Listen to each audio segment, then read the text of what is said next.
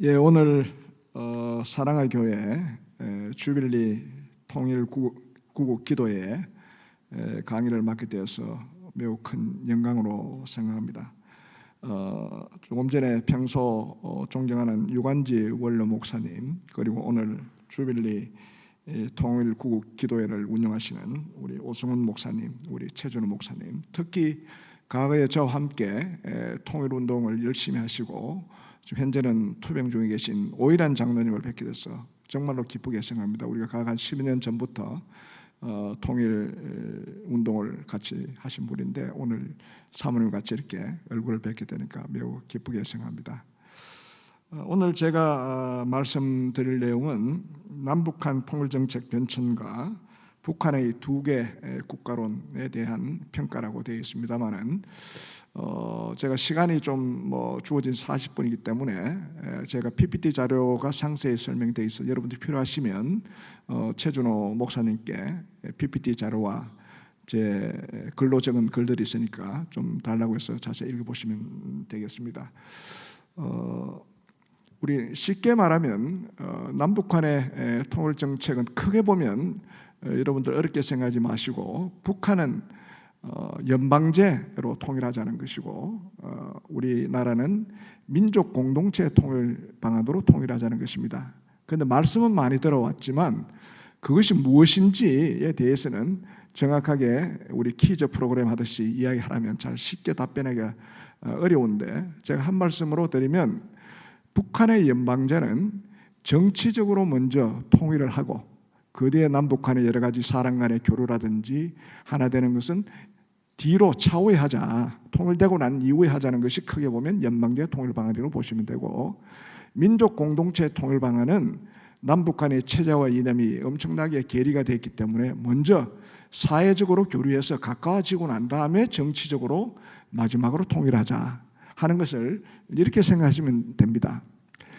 과거에 분단국가 중에 통일된 나라들이 한 세 나라가 있습니다. 1975년에 통일했던 베트남 통일, 그리고 1990년에 통일했던 동서독 통일, 또 1990년에 통일했다가 다시 분리되었다가 1994년에 다시 통일된 예멘이라는 나라가 있습니다. 예멘은 중동의 가장 아래 쪽에 있는 나라인데 쉽게 말하면 먼저 된 통일들 중에 북한이 추구했던 방식은 베트남 통일 방식이었습니다.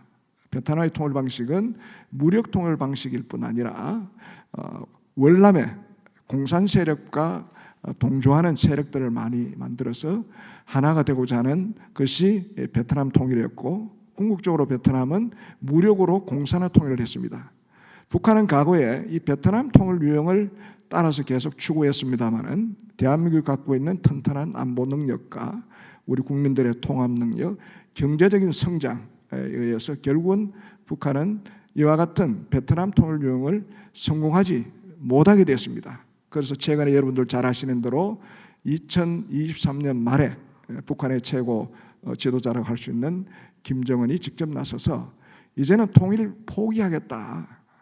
왜냐하면 남한에 자꾸 하는 통일은 자기가 보기에는 흡수 통일이라고 볼 수밖에 없고, 그것이 진보 이름으로 나섰던 보수의 탈을 썼던 결국은 우리를 흡수해서 통일을 하려고 하니까 이제는 통일을 포기하겠다. 그 대신 우리는 두 개의 나라이고 단순히 두 개의 나라가 아니라 결국은 적대적 두 개의 국가이라고 선포했습니다. 현재 시점에서 보면 과거에 북한의 김일성, 김정일을 냈었던 연방제 통일을 포기하고, 연방제 통일은 무력 통일적인 요소도 있지만 평화적인 통일 방식도 있습니다. 그런데 북한은 이제 평화적 통일 방식을 포기하고 이제는 적대적 두 개의 국가로 이제는 다른 나라이다. 그리고 유사시에는 북한이 갖고 있는 핵을 비롯한 모든 무력을 총동원해서 남한을 점령하고 수복하고 평정해서 북한식으로 통일하겠다 하는 것이 현재 김정은식 통일 방안이라고 말씀드릴 수가 있습니다. 사실은 상당히 무서운 통일 방안이라고 말할 수 있죠. 우리의 통일 방안은 남북 간에 체제적으로 많이 괴리가 됐기 때문에 쉽게 통일되게 됐냐. 어차피 통일이라는 것은 사실상 엄격히 하면 역대 다른 나라에 했던 통일을 보면 하나의 체제 이념으로 통일될 수밖에 없습니다. 정치 제도라는 것이 자본주의와 공산주의, 자유민주주의와 사회주의를 두 개를 공존하면서 하는 하나의 나라는 이 세상에 어느 나라도 없습니다. 결국은 하나의 체제와 이념으로 되는 것인데 남북 간의 그동안의 오랫동안의 괴리 때문에 주로 상당히 오랫동안 점진적이고 다양한 분야에서 교류와 협력을 통해서 어느 정도 비슷하게 만들어 놓고 난 다음에 그 뒤에 이제 통일하자. 그러니까 정치적 통일은 뒤로 미뤘고 사회적 통일을 먼저 해놓고 난 이후에 정치적 통일을 마지막 통일하자 하는 것이 우리의 민족 공동체 통일 방안입니다. 그래서 북한의 통일과 우리의 통일 방안이 이렇게 쉽게 이야기할 수 있지만 이것이 1945년부터 지금까지 하나로 고정불변하게 되어 있었던 것은 아니고 나름대로 그때그때 사정에 따라서 변화의 과정을 거쳐왔습니다. 제가 오늘 말씀드리고자 하는 것은 이와 같은 변화의 과정이 어떻게 이루어졌는가 하는 것을 말씀드리고자 하는 것입니다. 이 변화의 과정은 제 나름대로는 한 6가지로 분류를 했는데 첫 번째는 한반도의 정통성이 어디에 있느냐 하는 것이 양쪽의 통일 정책에 영향을 미쳤고, 두 번째는 양쪽의 정치 이념과 체제가 어떻게 되느냐가 또 통일 정책의 수립과 변화에 영향을 미쳤고, 세 번째는 우리 남북 간에 서로 당사자로서 통일하자고 하지만 남북 간의 모든 것들은 국제 정세의 영향을 받을 수밖에 없습니다. 그래서 국제 정세가 어떻게 달라지는 따라서 우리의 통일 정책이 어떻게 변화했는가. 그리고 네 번째는 남북 간 국력의 차이입니다. 국력의 차이에 따라서 과거에는 북한이 공세적으로 남북 간의 통일 문제를 접근했을 때도 있고, 또 우리가 국력이 세지면 우리가 공세적으로 하면서 북한이 방어적으로 하는 이런 현상이 1945년부터 지금까지 시계열적으로 멀리 보면은 그런 현상이 나타나는 것을 알 수가 있습니다. 그리고 통일 정책을 결정하는 데는 국내 정치적인 요소가 또한 영향을 미치게 됩니다. 그리고 지금의 현재의 통일 정책에 가장 크게 영향을 미치는 것은 북한 핵 문제입니다. 제가 한 6가지를 가지고 통일 정책의 변천의 변인들을 가지고 설명을 해보자 합니다. 첫 번째는 정통성인데, 여러분들 잘 아시는 대로 2차 대전이 끝나고 나서 일본으로부터 해방되면서 사실은 남쪽에는 미군이 들어와서 미군정을 했고 북쪽은 소련이 들어서 군정체제로 들어가 있었습니다. 모든 나라가 다 전쟁이 끝나면 군인들이 와서 평정을 하고 민간에게 정부 이양을 맡기는 것이 국제적인 관례였는데, 남북한이 분단되고 나서 사실은 미국이나 소련이나 처음에는 신탁 통치를 5년 동안 하기로 했습니다. 원래는 신탁 통치 없이 하려고 했다가 사실은 신탁 통치의 아이디어를 낸 것은 제가 국제정책에 보면 영국이 먼저 제기를 했어요. 처칠이 먼저 제기를 했고, 왜 그러냐, 이 신생국가들이 바로 권력을 넘기면 이게 혼란이 일어난다. 그래서 서방 선진 강국들이 조금 안정되게 해놓고 난 다음에 민간 정부를 이양하는 게 좋겠다 해서 처음에는 미국과 소련이 신탁 통제를 주장했습니다. 그런데 우리 남쪽에서는 신탁 통제는 안 된다. 신탁 통제는 분단을 연구한다고 생각했고, 북한도 처음에는 신탁 통제를 반대했습니다. 그러다가 소련이 김일성한테 신탁 통제 지지하라 하니까 북한은 신탁 통제를 받아들였어요. 우리는 끝까지 신탁 통제를 받아들이지 않겠다 하고 논란이 되니까 이 문제를 유엔에다가 문제 제기를 했습니다. 그래서 당시 2차 대전 이후에 세계의 평화를 위해서 국제기구로서 유엔을 만들었는데, 유엔에서 국제 평화를 한번 만들어보자. 그래서 유엔에 문제 제기했더니 유엔에서 했던 방식이 모든 국가들의 체제 성립은 국민의 선택을 받게 하는, 국민적 합의를 통해서 국민이 선택하는 겁니다. 모든 주권은 여러분들 국민에게 있다 하듯이, 그런 국민들이 주권을 행사해서 한반도의 문제를 결정하자. 그래서 국민들이 선거를 통해서 정부를 만들자 할 때 우리 남한은 그걸 받아들였고 북한은 거부를 했습니다. 그러다 보니까 자연스럽게 남한은 선거를 통해서 대한민국 정부를 만들게 되었고, 북한은 유엔의 결의를 거부하면서 자기식의 공산 정권을 만들었습니다.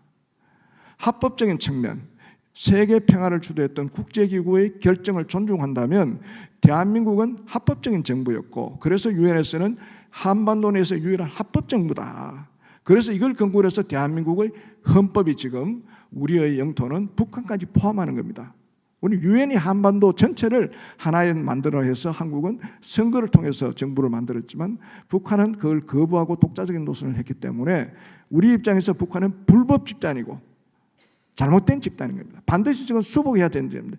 그 정신이 대한민국의 헌법까지 지금까지 남아있기 때문에 정통성의 문제가 걸렸습니다. 그래서 일부에서 우리 사회에서는 이제 남북한이 두 개의 나라로 이렇게 현실적으로 있으니 우리 헌법을 바꾸어서 독자적인 국가로 만들자 하는 것이 한때 정치권에서 있었습니다만 우리의 기본적인 정통성에 관한 문제이기 때문에 그건 안 된다 해서 지금까지 대한민국의 헌법을 이대로 유지하고 있습니다. 그래서 우리는 정통성을 가지고 통일을 하려고 하는 것인데 북한은 북한대로 김일성 정권이 세우면서 자기들에게 정통성이 있다고 주장을 해야 되기 때문에 자기들 어떤 논리를 만들었느냐, 과거에 조선의 일제식민지에서 김일성이가 항일투쟁을 통해서 일본 제국주의를 물려보냈는데 한국에는 미국 제국주의가 남아있다. 이걸 물리쳐야 된다. 그래야 진정한 한반도의 해방과 혁명을 이룰 수 있다고 북한은 그런 정통성을 주장하고 있습니다.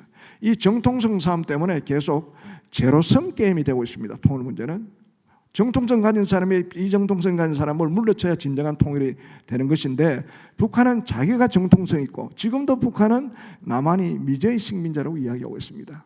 우리 일부 사회에서 운동권 사람들이 한국을 미제의 식민자라고 이야기하고 있어요. 여러분들 이 자리에 계신 분들이 대한민국이 미제의 식민자라고 믿을 사람이 누가 있겠습니까? 당당한 주권국으로서 미국한테 할 말은 하고 또 우리의 국력이 세계 10위권이 되고 전 세계에 부러움받는 대한민국이 어떻게 미제의 식민자라고 사람들이 믿을 수 있겠습니까? 이 정통성 문제가 지금 계속 남아 있습니다. 두 번째 문제는 정치 이념과 체제 문제인데 공산주의 체제가 일을 하는 방식과 자유민주주의 체제가 일을 하는 방식이 다르게 되어 있습니다. 공산주의 체제의 일을 하는 방식은 과거에 소련이 레닌과 스탈린 혁명을 하면서 목적은 수단을 정당시한다는 기본적인 명제가 있습니다. 왜냐하면 어떤 목표가 정당한데 그 목표를 달성하기 위해서는 무력으로도 할 수 있고 테러로서도 할 수 있고 합법적으로도 할 수 있고 회유를 해서도 할 수 있고 상대방을 전복시켜도 할 수 있고 목적을 달성하기 위해서는 어떤 수단과 방법을 다 강구할 수 있다는 것이 공산체제와 이념의 방식입니다. 북한은 소련으로부터 공산체제의 이념의 방식을 받아서 한반도의 통일을 위해서는 무력 통일을 해도 가능하고 합법적인 통일을 해도 가능하고 불법적인 통일을 강화해도 되고 어떤 방법으로 다 해도 괜찮다고 보는 것이 북한식 정치념에 따른 통일 방식입니다. 그래서 북한은 6.25 전쟁을 일으켜서 세력 실패를 했지만 자기들은 정의의 전쟁이라고 했습니다. 통일을 시키기 위해서 만드는 전쟁이라고 그렇게 이야기하고 있는 거죠. 그리고 60년대 중반에 북한의 주체사상연구소에서 만드는 주체사상 이론에 의한 남조선 해방혁명 이론에 들어가 보면 남조선을 통일하는 방법은 평화적인 방법과 비평화적인 방법이 있다. 둘 다 사용해도 아무 관계없다. 그것은 상황에 따라서 선택해서 하면 된다고 그렇게 자기들이 정당성을 갖고 있습니다. 그러나 자유민주주의 체제에서는 절대로 무력적인 방식을 국민들이 정치 지도자들이 허용할 수가 없습니다. 그래서 우리는 평화적인 방식으로 할 수밖에 없습니다. 수단적인 입장에서 보면 우리가 북한보다 수단에 있으면 제약을 받는 거죠. 그러나 우리는 자유민주 체제를 갖고 있고 모든 일의 정부의 중요한 정책 결정은 민주적인 방식으로 평화적인 방식으로 해야 되기 때문에 우리는 평화 통일을 추구할 수가 없습니다. 그것이 근본적으로 차이가 될 수밖에 없습니다. 세 번째는 국제 정세입니다. 이것이 사실은 되게 중요한데 우리는 항상 우리가 이야기할 때 우리 주도로 통일할 것 같이 이야기하고 북한도 자기 주도로 우리 남북한이 뭉쳐서 하면 된다고 이야기하지만 사실은 우리나 북한이나 국제 정세의 영향을 많이 받아서 통일 정책을 추진해 왔습니다. 과거에 1960년대 말까지 냉전 시대로 갑니다. 2차 대전 이후에 미국을 중심으로 한 자유진영과 소련을 중심으로 한 공산진영이 양분화되어 있었어요. 그때는 자유진영은 자유진영끼리 교류하면은 사는데 아무 지장이 없었습니다. 자국의 생존과 자국의 성장과 자국 국민들의 먹고 사는 문제를 해결하는 것은 자유진영끼리는 자유진영끼리 교류를 해왔고 또 공산진영은 소련을 중심으로 해서 중공 이렇게 해서 동구권 공산권 자기들끼리 교류를 했습니다. 그래서 과거에 공산권의 경제 교류는 매년 무역 협정을 맺습니다. 무역 의정서를 만들어서 자유진영처럼 달러를 주고받고 무역 교류를 하는 것이 아니라 계획에서 물건을 주고받는 다음에 1년 뒤에 결산을 해가지고 부족 부분을 또 달러로 주는 것이 아니고 루블화로 주는 것이 또다시 교류를 해가지고 장부상의 기록하고 그냥 경제 교류를 하게 됩니다. 그러니까 공산진영은 공산적이 뭉치면 사는데 아무 지장이 없고, 또 자유진영은 자유권이 사는데 아무 지장이 없고, 그것이 냉전 체제의 시대였습니다. 그래서 남북 간에도 교류가 없었습니다. 우리는 미국이나 선진 서방 국가들만 지내면 되는 것이고, 북한은 소련이나 중국이나 동구공산만 지내면 문제가 없기 때문에 구태 교류를 할 이유가 없었고, 또 그 당시에는 구속을 받을 수밖에 없었습니다. 그러다 1960년대 말 70년대 초에 되면서 탈냉전 시대가 들어옵니다. 미국이 먼저 주도했습니다만은 미국이 소련을 견제하기 위해서 그 당시에는 중공입니다. 지금은 중국이라 하지만 중공하고 교류를 하기 시작했습니다. 소련을 견제하기 위해서 중공하고 같이 교류하자고 이야기가 시작합니다. 그것이 쉽게 말하면 닉슨 핑퐁이에요. 키신저가 가고 해서. 그러니까 우리는 오로지 자유진영과 미국을 중심으로 해서 해왔고, 북한은 소련을 중심으로 해왔는데 자기의 형님 국가들이 좋아지니까 당황하게 됐죠. 그리고 우리도 이러다가는 안 되겠다. 우리는 오로지 미국만 믿고 북한은 오로지 소련이나 중국만 믿었는데 형님들이 서로 왕년하고 잘 지내자니 어떻게 되느냐. 또 미국과 중공도 당시에 우리가 잘 지내니 동생 국가들도 너 둘이 잘 지내라 하는 걸 권유하기 시작했습니다. 그것이 대땅뜨 시대가 들어오면서 결국은 1970년에 했던 7.4남북 공동성명이 이루어지게 됐습니다. 어떻게 생각하면 우리가 독자적으로 했는 것에도 국제 정세의 영향을 많이 받을 수밖에 없는 구조였습니다. 그러다가 이제 1980년대 말 되어서 공산권이 무너지지 않습니까? 서방 세계가 이기는 거죠. 인류에게 두 가지 제도가 나타나가지고 자유민주주의 시장경제 체제의 제도와 그리고 공산주의와 사회주의 경제 질서인 체제가 두 가지가 어떤 것이 우리 인류에게 적합한 체제와 제도인가를 실험을 해본 거죠. 어떻게 생각하면. 그런데 결국은 공산체제는 결국은 우리 인류를 위해서 바람직한 제도가 아니라는 것이 현실적으로 증명되면서 공산권은 무너지기 시작했습니다. 소련도 사실은 무너졌습니다. 그래서 소련도 과거에는 공산당 일당 체제에서 다당제로 바뀌고 시장경제를 도입했고, 그 다음에 동구권은 다 완전히 시장경제 자유민주 체제로 완전히 서방국가로 완전히 편입되듯이 넘어갔고, 다만 중공과 베트남은 공산당 체제는 그대로 두면서 경제체제는 개혁개방체제로 시장경제로 바뀌는 대변화가 일어나면서 미국 중심의 자유민주 체제와 시장경제 질서가 세계를 지배하기 시작됐습니다. 그와 동떨어서 대한민국은 엄청나게 경제성장이 되었고 북한은 경제적으로 꼬로박는 시대가 되었습니다. 그러다 보니까 서방세가 중심이 되면서 그때부터 우리가 탈냉전 시대에 대한민국이 주도적으로 북한에 대해서 통일 문제적 공세적으로 나가기 시작했습니다. 사실은 1960년대 말까지는 북한이 남한보다 더 잘 살았습니다. 구조적으로 잘 살 수밖에 없는 구조였고 우리는 참 힘든 구조였습니다. 힘이 강하니까 북한이 더 남한에다가 남북 간의 교류를 하자. 우리가 1990년대 북한에 제시했던 여러 가지 남북 교류 협력을 사실은 북한이 60년대에 남한에다가 제시를 했습니다. 그때 우리 정부에서 박정희 대통령 시절이죠. 박정희 대통령에서 이전에 윤보선 대통령이 또 그렇게 했지만 윤보선 대통령, 박정희 대통령 때는 우리가 경제적으로 너무 약하니까 북한으로 비해서 국력이 약하니까 이제는 소극적으로 방어적인 자세로 나갔습니다. 그럴 때 우리의 통일 정책의 큰 방향은 선건설 후 통일 정책이었습니다. 아무리 통일이 좋다 하더라도 1960년대 학생들이 나서서 북으로 가자 하고 하지 않았습니까? 그럼에도 불구하고 윤보선 대통령이나 박정희 대통령이 우리 힘이 약하다. 북한하고 교류할 능력이 안 된다. 그래서 선건설 후 통일 정책을 내세웠고 그걸 적극적으로 했던 사람이 박정희 대통령이고 힘을 길러놓고 난 다음에 안보를 튼튼히 해놓고 우리 경제 성장에 대놓고 난 다음에 우리가 어느 정도 튼튼하다 생각할 때 북한하고 교류를 하는 것이지 약한 상태에서 북한하고 강한 북한 우리가 북한에 당하게 돼 있다. 그렇게 해서 방어적인 자세를 썼는데 그것이 역전이 됐습니다. 우리가 90년대 초에 들어오면서 우리의 국력이 북한보다 훨씬 높아지면서 우리가 공세적으로 나가 있었고 북한이 방어적으로 나가기 시작했습니다. 그 현상은 어디에서 나타날 수 있냐면 북한의 경우에는 김일성이가 자기가 자신이 있었을 때는 자기 중심으로 베트남 방식의 통일이 가능하다고 생각하고 적극적으로 나섰습니다. 최근에 넘어온 쿠바의 2.19 참사가 비공개 모임에서 자기가 얘기했습니다. 자기가 이야기하기를 자기들이 있을 때는 김일성은 정말로 통일이 되는 줄 알고 그렇게 적극적으로 통일했다. 그러나 김정일은 통일의 생각이 별로 없었다.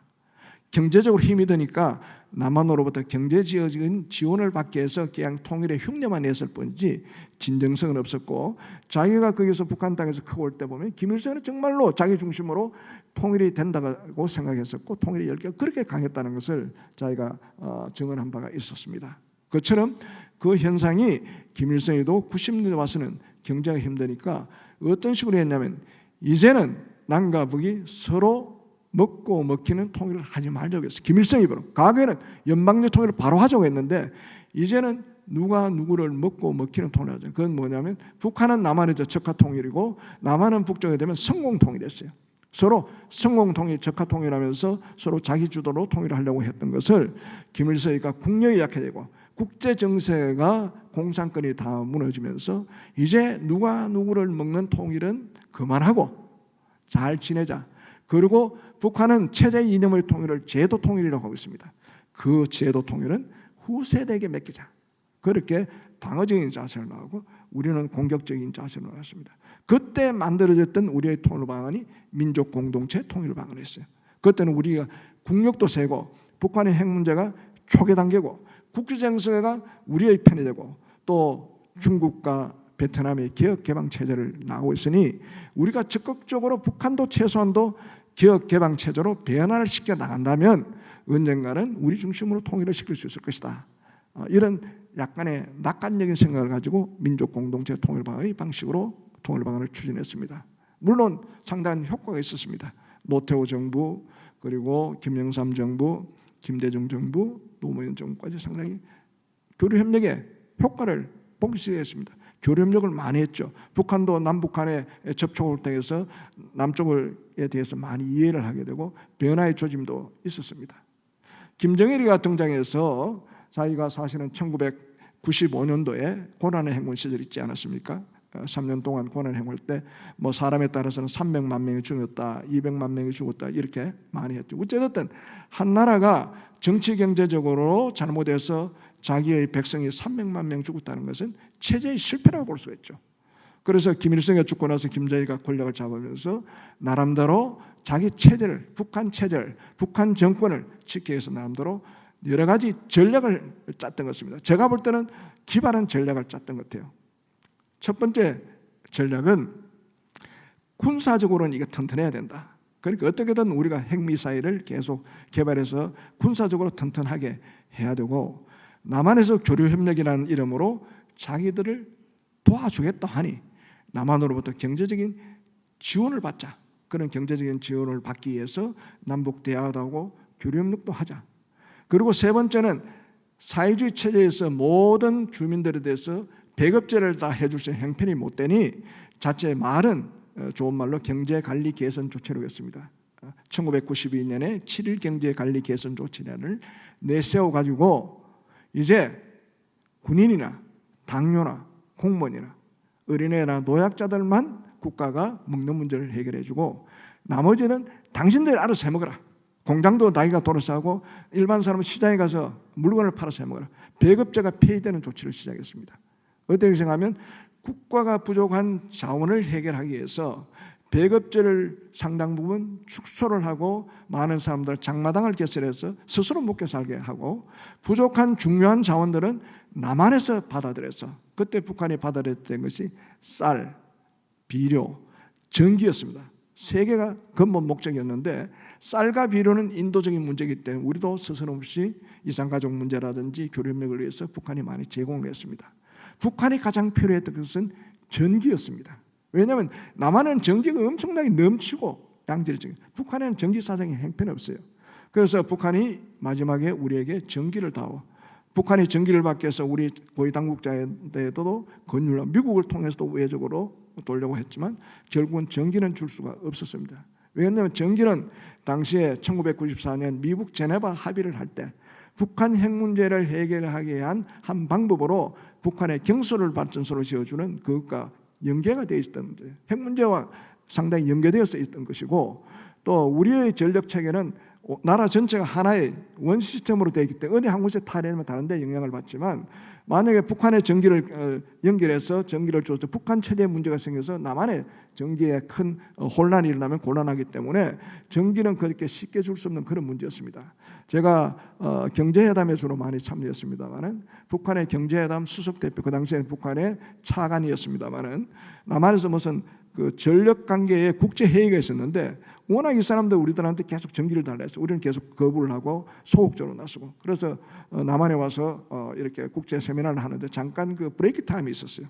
그때 커피 타임인데 우연찮게 그 북한의 경제회담 수석 대표 저하고 둘만 만나게 됐어요. 북한은 아무리 계급이 높더라도 그 사람이 뭐 차관 아니라 장관, 총리라도 남한에 오면 말조심을 해야 됩니다. 항상 옆에 따라다니는 보위부 직원들이 있어 잘못하면 바로 숙청당합니다. 그런데 마침 저하고 둘이 만났어요. 그리고 그 사람은 비교적 북한 내 순수한 경제 일꾼이었기 때문에 정말로 북한의 경제 문제에 대해서 정말로 깊이 검토하고 뭘 해결하려 노력하는 사람이었어요. 저보고 딱 하는 말이, 홍 선생, 왜 전기 달렸는데 왜 남한이 왜 전기를 주지 않느냐, 단도직입으로 딱 물어요. 그래서 제가 말하기가 참 곤란하지 않습니까? 그래서 전기라는 것은 그렇게 쉽게 해결될 문제가 아니요. 그랬더니 북한 사람들은 모든 권력이나 모든 문제의 고리에서 핵심이 어딘가를 항상 찾아다니는 사람이에요. 그만큼 전략적입니다. 했던 말이 저한테, 미국이 주지 말라고 해서 안 주는 거지, 이렇게 딱 저한테 딱 공격을 해요. 아니다, 그건 미국하고 아무 관계없다. 이 전력 문제는 정말로 전략적인 물자이고 민감하기 때문에 쉽게 그걸 당신한테 줄 수 없다 하면서 커피 브레이크가 끝나는 그냥 들어가 버렸어요. 그래서 전기가 이제 안 된다는 북한이 포기를 하고 그 다음에 우리한테 돌려는 것이 생산 물자였습니다. 예컨대 옷을 만드는 옷 천단내라든지 신발 만드는 고무라든지 비누 만드는 원료, 이걸 이제 원자재를 달라고 했어요. 그래가지고 그 당시에 1억 불 채 못 되는 거를 우리가 차관 비슷하게 이렇게 준 적이 있습니다만은, 김정은이 생각했던 그렇게 해서 부족한 것은 남한에서 받아먹자는 전략이었고, 마지막에 제일 중요한 것이 2002년 7일 경제관리 개선 조치를 하면서 그 다음에 김정일이가 사인했던 것은 뭐냐면 선군 경제 건설 지침이었습니다. 선군 경제 건설 지침은 북한의 핵, 미사일 만드는 여기에 대해서는 북한의 모든 자원 중에 최고 정보를 여기에 무조건 투입시키는 게 지시였습니다. 그러면 김정일 입장에서 보면 북한 체제를 위한 국방 산업에 대해서는 북한의 모든 전략 물자 거기에 투입하고, 부족한 물자들은 남한으로부터 받아들이고, 부족한 것은 북한 백성들에게 배급제를 폐지하고 너희들이 알아서 해먹으라 하는 것이 김정일의 전략이었는데, 어떻게 객관적으로 보면 당시의 김정일 입장에서는 상당히 전략적 판단을 잘했다고 저는 솔직히 생각합니다. 그런데 그러한 장마당이 진행되면서 북한 사이에 변화가 일어나기 시작했습니다. 우리의 교류 협력의 접촉 노선과 북한의 장마당에 대해서 북한 사람들의 의식 변화가 생긴 거죠. 사람이 국가로부터 배급을 받으면 국가에 의존이 되지만 자기 스스로 먹고 살면 국가의 의존보다는 개인주의가 발전하고 내가 열심히 해서 돈 벌어야 되겠다는 생각이 가진 거죠. 그리고 그 장마당을 통해서 예부의 사조들이 많이 들어옵니다. 북한 스스로 모든 물자를 보급할 수가 없기 때문에 중국 물자도 들어오고 남한 물자도 들어오고 다른 데 가니까 그 속에 물자 속에는 거기에 내용이 들어가는 겁니다. 거기에 보면 북한 내에도 이야기를 하죠. 장마당에 이야기하면 한국 제품이 제일 잘 팔린대요. 질이 제일 좋으니까. 그래서 북한 사람들이 위쪽 거냐 아래쪽 거냐 묻는데, 위쪽 것은 중국 거고 아래쪽 건 남한 거다. 아래쪽 것이 더 비싼 거죠. 상표를 떼도 다 알아본다는 거죠. 그래서 북한의 사회가 점진적으로 사상적 이완이 변화가 정부화되는 거죠. 그래서 김정은이가 등장해서 나름대로 권력을 잡고, 갑자기 김정일이 넘어지면서 권력을 잡지 않았습니까? 그래서 김정은이가 처음에는 야심차게 해보려고 하죠. 결국은 세계의 고리는 미국을 잡아야 되겠다. 그래서 미국 정상을 해야 되는데 직접 관여하기 힘드니 남한을 통해서 가는 우회적을 전략을 했습니다. 우리 문재인 정부에서 운전자로 나서서 우리는 어떻게든 미국과 북한을 붙여서 이 문제를, 핵 문제를 해결하고 하려고 했었는데 막판에 잘 안 됐죠. 잘 안 됐는데 그러다가 북한에 최근 들어 두 개 국가를 내세운 거죠. 이 두 개 국가란에 대해서는 우리 전문가들마다 견해가 두 개로 갈려져 있습니다. 그 두 개 국가란은 하나는 방어적 입장에서 두 개 국가란이 나왔다는 사람도 있고 아니면 공세적으로 남한을 앞으로 무력 공격에 하여서 방해했다는 그 두 가지 견해가 있습니다.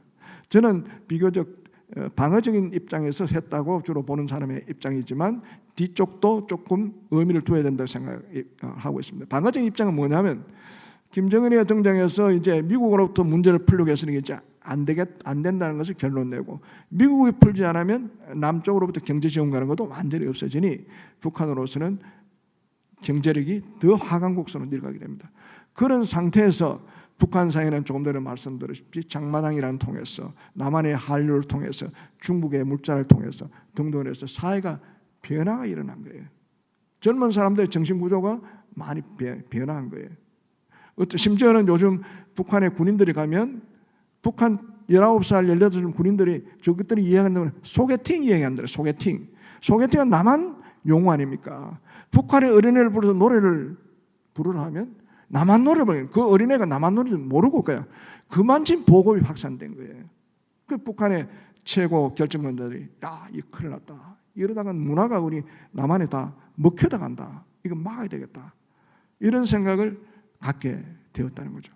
그래서 그 하는 방식을 나오기 전에 그 전부터 북한이 2020년부터 서서히 여러 가지 법을 만들어요. 북한은 법 없이도 되지만 이제는 북한 사람이 말을 제대로 안 듣는 단계까지 전체가 모여서 북한한테 반기를 든 정도는 아니지만 조그만 동네에서는 불만을 토로하는 그런 양상들이 나타나기 시작합니다. 그래서 이걸 법으로 만들어서 제재를 해야 되겠다 싶어서 2020년에 반동문화 사상 배격법을 만들었습니다. 그거 뭐냐면 남한의 노래, 책 이거 전파하면 사형에 처한다. 진짜 그래서 어린애 15살 문 애들을 여러 사람이 보는 앞에서 모델 케이스로 공개 사형을 처했어요. 그만큼 자기 체제에 저는 자신했기 때문에 그렇다고 생각합니다. 반동문화 사상법, 청년교양 보장법, 심지어는 평양문화어법. 평양이 표준만화 있지 않습니까? 그런데 북한 평양 내에 남쪽 용어가 나오는 거예요. 젊은 청년들이 오빠 뭐 이렇게 하니까 말이 안 되잖아요. 남편 보고도 오빠 계속 북한이 놀래자는 거예요. 과거에는 북한이 자기 체제를 지키기 위해서 평양 내에도 남한의 비디오 이런 걸 보면 혼자 봤어요. 대부분 그 사람들이 간부들의 부녀자들이에요. 특히 보위부나 검찰 이런 사람들이 남쪽의 물건을 빼들어가지고 집에 놔두면 부인 혼자 봤는데 그것이 제가 북에서 넘어온 고위직의 탈북민들의 얘기 들어보면 최근에 돌아서는 옆집에 이웃들하고 같이 자기 집에서 불러본다는 평양 내에서도 북한에서 당해서 그걸 다 알게 된 게 큰일 났다. 이거 나라 망하겠다. 그래서 막아야 되겠다.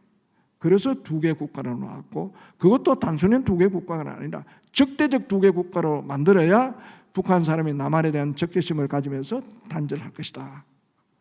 해서 저는 방어적인 방식으로 그리고 우리 정부도 방어적 방식의 입장을 갖고 있어요. 그런데 안보하시는 분들은 아니다. 이거 방어적이 아니다. 그렇게 나이하게 봐서는 안 된다. 이 공세적으로 가려는 거다. 북한이 이제 핵을 가지고 전술핵을 이제 실전 배치하는 단계까지 왔으니까 유사시에 남한을 공격하려고 하면 그동안에 북한 주민들한테는 동포다, 우리 민족끼리다, 뭐 이렇게 다 같은 동포다 이렇게 했는데 갑자기 북한 주민들한테 남한을 핵이나 미사일로 쏴 죽인다면 명분을 만들기 위해서는 북한의 입장에서는 남한은 이건 적대국가다. 다른 나라다. 그래야 합법적 공격의 명분을 만든다는 거죠. 그래서 안보적인 시각 가진 사람은 절대로 방어적인 시각 가진 사람은 너무 나이 본다. 공세적인 방식이다. 이렇게 주장하고 있습니다만은 저는 개인적으로 방어적인 입장이 더 강한데 항상 북한은 이렇게 유사시에 그냥 바로 공격한다는 거지. 유사시라는 것은 남쪽이 공격해오거나 미국이 공격하거나 그럴 때는 우리를 핵으로 때려서 남한을 평정해서 북한식 무력 통합하겠다. 그렇게 봐야 되고 북한이 이중적인 전술을 써요. 어떨 때는 남한을 공격한다. 너 까불면 가만두지 않겠다 하다가도 지난번에 나오면 우크라이나 전쟁을 우리는 절대로 먼저 전쟁을 하지 않겠다. 또 이런 표현을 써요. 이중적인 노선을 쓰는데 그것도 뭐 용어를 혼란하는 그런 것도 있지만 기본적으로는 명분을 축적해 나가는 그런 공세적인 측면도 있겠다 하는 생각은 듭니다만은 기본적으로는 아직까지는 방어적 입장에서 북한 체제를 지키기 위해서 김정은 정권을 지키기 위해서 했던 방어적인 목적이 강하다. 이렇게 저는 말씀을 드리고 싶습니다. 그런데 그러면 우리는 어떻게 해야 되느냐? 우리 사이에 여러 가지 얘기가 나오십니다. 북한에서 김정은이가 이제 통일 포기한다니까 우리 사회 일각에서도 이제 통일 포기합시다. 이런 얘기가 나왔어요. 또 전문가들 중에는 우리도 두 개의 국가론을 받아들이자. 이제는 우리 헌법을 수정해서 우리의 영토는 남한만이고 북한은 독자적인 또 국가이고 이렇게 헌법을 수정하자고 하는 전문가들도 있고 뭔 소리냐. 북한이 아무리 그렇다 하더라도 우리는 한반도 전체를 통일시켜야 될 그런 목표와 당위적인 게 있으니까 그건 받아들여서는 안 된다 하는 생각을 갖고 있습니다만은 저는 뭐 당연히 뭐 통일부에서 일했을 뿐 아니라 앞으로도 그럴 생각입니다만 통일이라는 것은 쉽게 포기하고 버릴 그런 과제가 아니다. 저는 그런 생각을 갖고 있습니다. 지금부터 이제 어떤 사람은 이렇게 얘기하지 않습니까? 자, 그러면 지금 현실적으로 통일이 어려우니까 통일은 포기하고 뭐 30년 뒤에 먼 미래에 세대들이 그때 자기들이 하고 싶으면 하는 것이고 안 하면 그만이고 이렇게 이야기하는 논리도 제시했습니다만은 어떤 사회라는 것은 어떤 국가라는 것은 후대에게 이러한 생각을 갖게 하는 것은 평소에 정신과 유산, 교육을 통해서 전승이 되는 거거든요. 그걸 정책으로 하면 사회 교육화 과정, 정치 교육 과정이라고 하는데 교회에서도 젊은 친구들이 교회 안 나온다고 야, 저 친구들 뭐 나오든 말든 먼 훗날 저것들 알아서 그때 생각하자 이렇게 할 수는 없지 않습니까?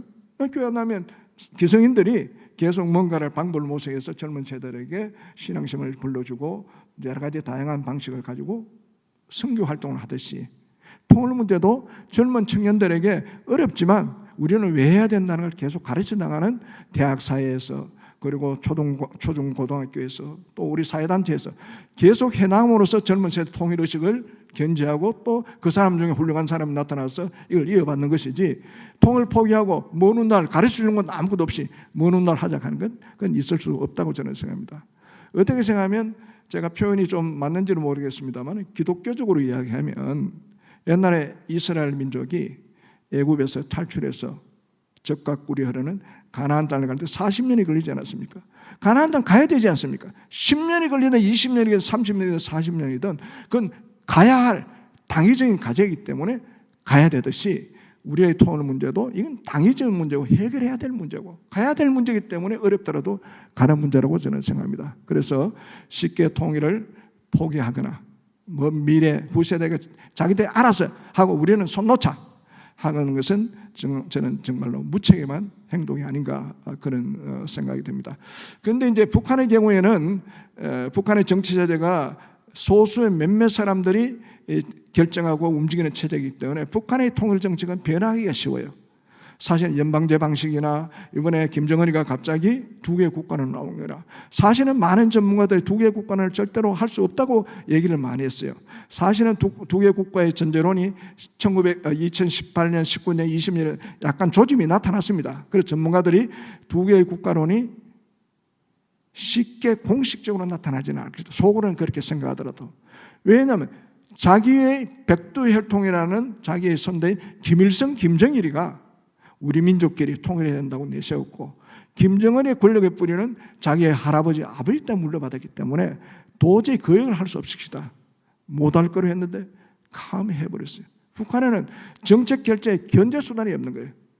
권력을 잡은 자가 틀리든 맞든 결정해서 끌고 오면 가는 체제인데 대한민국은 상근분립이 되어 있고 또 국회의 힘이 세지 않습니까? 사실은 민족공동체 통일 방안이 당시에 1990년대 전후로 해서 4당 체제에서 합의를 보고 만들었어요. 그 당시에는 노태우 정부에서 그 당시에 김대중 총재, 김영삼 총재, 김정일 총재 사이한테 일일이 다 통일정책이다 정부의 정책을 설명하고 그분들의 의견을 받아서 합의해서 만들었기 때문에 그 위에 아무도 우리 국내에서 반대하는 사람이 없었어요. 그대로 민족공동통일 반응인 거예요. 그런데 세월이 많이 흘렀는데 그 당시에 민족공동체 통일 반응이 많았을 때는 제가 여건인 이야기하지 않았습니까? 국제정세가 서방세계 중심으로 공상에 무너졌고 그리고 북한의 핵 문제가 이제 초기에 불거졌던 초창기 시절이었고 국력이 북한보다 우리가 훨씬 셌기 때문에 이 방식으로 가면 될 거라는 낙관적 전제가 있었습니다만 지금은 많이 바뀌었어요. 북한이 핵무기를 가졌어요. 이제 신냉전 체제가 되었어요. 세상이 바뀌었어요. 그래서 많은 정부에서 1991, 2년에 만들었던 민족공통을 바꾸자 하는 얘기가 나왔지만 결국은 못 받아요. 우리나라 정치 구조가 완전히 양분화됐기 때문에 정치적 합의를 볼 수 없는 거예요. 그래서 바꾸자고 시작해서 나섰던 게 이명박 정부 때부터 나왔어요. 이명박 정부, 박근혜 정부, 문재인 정부는 뭐 진보 정치니까 그건 아니고, 그리고 지금 윤석열 정부도 바꿔야 된다, 민족공동. 결국은 못 바꿨어요. 우리 정부의 공식 명칭은 민족공동 통일반이에요. 왜냐, 우리의 정치 체제가 정치적 합의를 할 수 있을 정도로 우리 정치 구조가 잘 안 돼, 협의가 안 되고 분열이 돼 있잖아요. 그러니까 안 돼요. 그러다 보니까 결국은 어떤 식으로 나왔느냐, 민족공동체 통일반 그대로 두고 그 다음에 각 정부마다 각 정부가 강조하는 대북 정책이 달라지겠어요. 대북 정책이. 그래서 김대중 정부 때는 뭐라고 했습니까? 햇볕 정책을 하지 않습니까? 노무현 정부는 평화번영 정책, 그리고 이명박 정부는 상생과 공영 정책, 그리고 박근혜 정부는 신뢰 프로세스, 그리고 문재인 정부는 평화 프로세스, 그리고 윤석열 정부는 이제 자유, 평화, 번영 이렇게 나오다 이번에 8.15 자유통일론으로 나왔어요. 자유통일론. 사실은 북한은 이제 두 개 국가로 나왔습니다만은 북한은 연방제나 두 개 국가라는 동독의 방식을 딴 거예요. 동독이 1945년에 동서독이 분리되고 나서 동독은 동독 중심으로 서독을 공산주의 통일을 할 수 있다고 생각했어요, 처음에. 그러다가 그런 전제는 서독에 사회주의식의 정당이 있었기 때문에 저편을 내가 구속을 사면 내가 공산식 통일을 할 수 있다고 생각했는데, 그 뒤에 선거를 통해서 사회주의적 성격의 정당이 패배를 했어요. 그러면서 서방식 정당이 우세하면서 그때부터 동독은 포기를 하고 처음에 안을 내었던 것이 연방제 방식이나 연합 방식으로 통일하자고 냈습니다. 그때 소련이 김일성한테 권유를 했습니다. 너도 남한에 대해서 동독 방식을 따라라. 그 뒤에 동독은 연합 방식을 제시했고 김일성은 연방 방식을 냈습니다. 동독 방식을 그대로 땄어요. 두 개 국가론도 동독이 이제는 서독에게 잡아먹히기 전에 두 개 국가를 내세웠습니다. 그래서 1970년에 동독은 이제 우리는 서독과 동독은 다른 국가다. 서독은 자본주의 국가고 우리는 사회주의 국가고 민족도 다른 민족이다. 두 개의 민족과 두 개의 국가론을 동독이 내세웠습니다. 지금 북한에 대해서는 동독 방식과 똑같아요. 동독을 빼닮았습니다. 우리의 자유통일을 어떻게 생각하면 서독 방식이에요.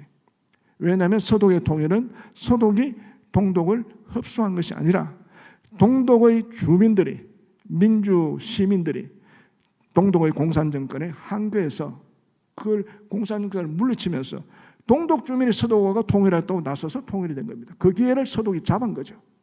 제가 볼 때는 우리 정부도 공식으로 내놓지 않았지만 그를 생각하는 것 같아요. 이번에 말하던 337 자유통일론도 자유라는 걸 강조했어요. 우리 대한민국 자유다. 북한도 자유로워야 된다. 그 자유라는 것은 정권의 자유를 이야기하는 것이 아니라 북한 주민들이 공산 정권으로부터 자유로운 체제가 돼서 이 사람들하고 우리하고 통일해야 된다. 결국은 동독 방식이죠.